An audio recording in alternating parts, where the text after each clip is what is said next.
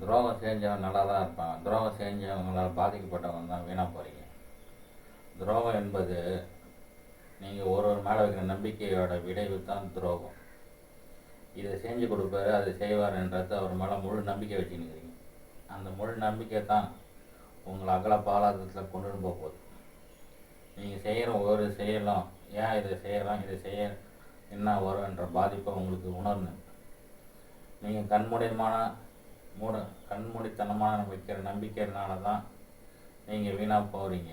துரோகத்தில் பல வகை இருக்குது. நம்பிக்கை துரோகம், கூட இருந்தே குழிப்பறிக்கிறது, முன்ன நல்லா சிரித்து பேசுறது, பின்னாடி போய் புறம் பேசுறது. நல்லா தான் நம்மகிட்ட பேசினு இருப்பாங்க, நம்மளால் எல்லா காரியத்தையும் சாதிச்சுக்குவாங்க. ஆனால் நாம் போய் கேட்குற நேரத்தில் அவங்க எந்த உதவியும் செய்ய மாட்டாங்க. கேட்டால் நம்ம மனசை அவன் நமக்கு துரோகம் செஞ்சிட்டான். துரோகம் அவன் செய்யலை, நீங்கள் தான் அவனுக்கு துரோகம் செஞ்சிட்டீங்க. ஏன்னா உங்கள் உழைப்பை எடுத்துன்னு போய் கொடுத்து அவனை பெரிய ஆளாக்கி விட்டீங்க. நீங்கள் இன்றைக்கி கஷ்டப்பட்டுருந்தீங்க. யாருக்கு எது செஞ்சாலும் இந்த விஷயத்தால் நம்மளுக்கு பாதிப்பு இருக்குமா இருக்காது ஒரு நிமிடம் யோசித்து பார்த்து செஞ்சீங்கன்னா இந்த விஷயத்தில் உங்களுக்கு பாதிப்புன்றதே வராது. ஃப்ரெண்டு மேலே வைக்கிற நம்பிக்கை, கூட படிக்கிறவங்க மேலே வைக்கிற நம்பிக்கை என்னைக்கு வீண் போவார். எதாக இருந்தாலும் ஒரு அளவோடு இருக்கணும், அளவோடு பழகணும். முக்கியமாக பண விஷயத்தில் கராராக இருக்கணும். கஞ்சத்தனம்னு சொல்லலை, எதுக்கு செலவு பண்ணுறேன்ட்டு பார்த்து செய்யணும். நீங்கள் கொடுத்தா அவங்க திருப்பி கொடுக்குற சூழ்நிலை இருக்கிறாங்களான்னு பார்த்துட்டு கொடுக்கும். அப்போ தான் உங்களுக்கு அந்த துரோகத்தை அவங்க இழக்கிறதுக்கு மனசு வராது.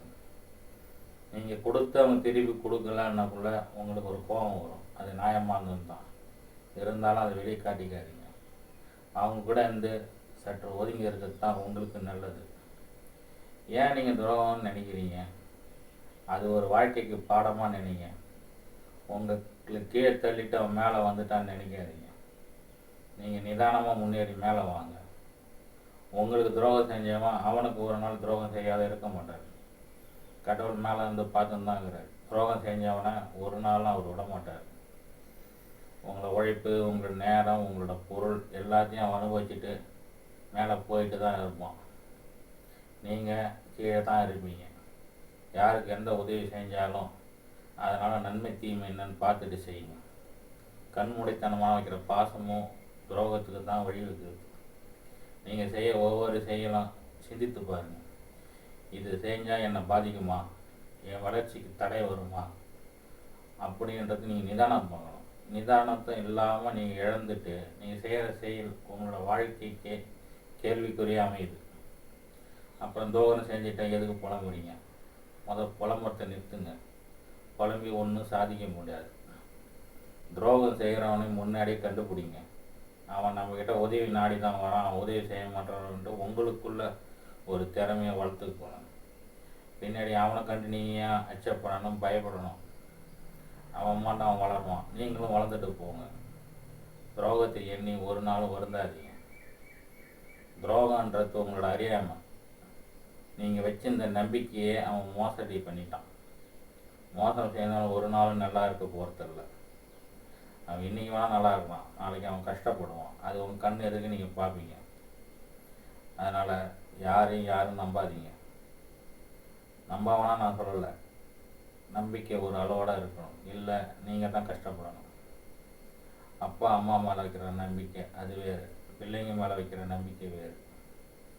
பாசம் வைக்கலாம், ஆனால் அந்த பாசமே நம்மளை வீழ்ச்சியில் தள்ளக்கூடாது. யார் மேலே வேணால் பாசம் வைங்க, இதில் நம்பி இறங்குறீங்க. நம்பிக்கை வேறு, அதில் ஆபத்து நிறைந்தே இருக்குது. துரோகம் பண்ணலாம், யார் வேணால் பண்ணலாம். கூடக்கிறவங்க பண்ணலாம், பொண்டாட்டி கணவர் பண்ணலாம், மனைவி பண்ணலாம், சுத்திகரம் பண்ணலாம், சொந்தக்காரங்க பண்ணலாம், யார் வேணால் துரோகம் பண்ணலாம். யார் துரோகம் பண்ணாலும் துரோகம் தானே. அதிலிருந்து எப்படி வெளியே வருதுன்னு கொஞ்சம் கொஞ்சமாக முயற்சி பண்ணுங்க.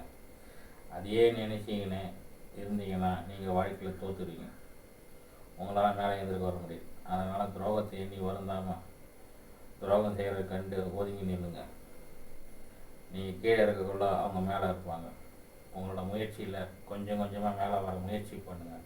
அப்போ துரோகம் செஞ்சவங்க உங்களை பார்த்து வெட்கப்பட்டு, வேதனைப்பட்டு, அசிங்கப்பட்டு, அவமானப்பட்டு ஒரு கட்டத்தில் தன குனிஞ்சு அவனால் நிமிர்ந்து கூட உங்களை பார்க்க முடியாது.